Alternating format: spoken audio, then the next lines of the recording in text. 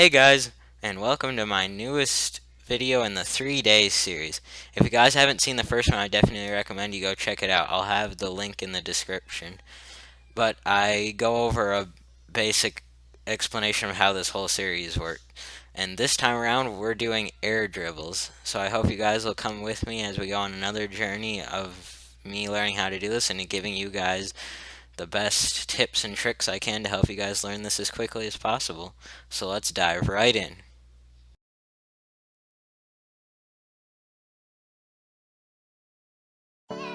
Okay guys, I'm just going to start off and tell you right now, this isn't as hard as a lot of you probably think it is. If you have generally good aerial ability and the ability to make a decent wall setup, then the rest just pretty much falls together. I mean, this isn't the best one right here, but this is just, you can see I was getting okay at carrying it on my car, but it's just about having a nice setup that's just rolling up the wall in the direction that you need it to. Got a nice pinch on that one. It's really all about the setup though. That's what I've heard from some other people, and testing it these 3 days, this is definitely true.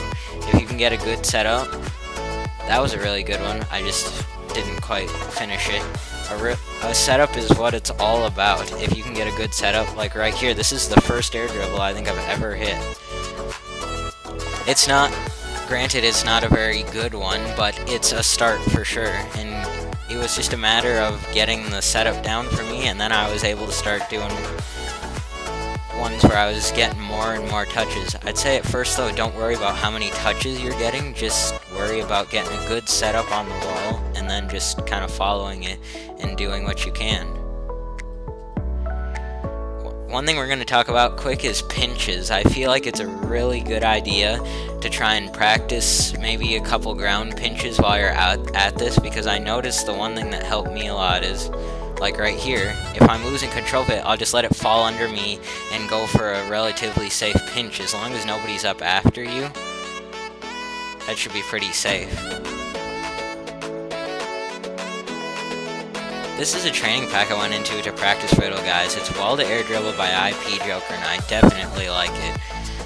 I would recommend only practicing the second and third shots. If you can hit the first one, it's good, but I don't really like it. And within 5 minutes of being in it, this happened.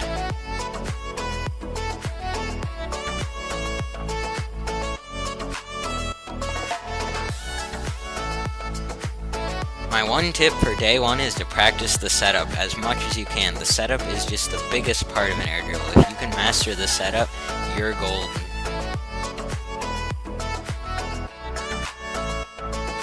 Day 2 is very brief, guys. I just spent some time in training and I hit this really sick air dribble. And day 2 I just spent a lot of time getting as many air dribbles as I could and just practicing really steering them into the net.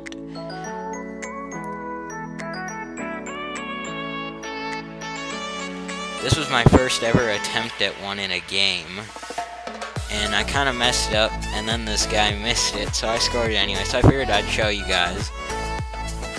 I got really close to one here, but I just wasn't able to keep it up enough, and I let it get under my car, and then this guy batted away.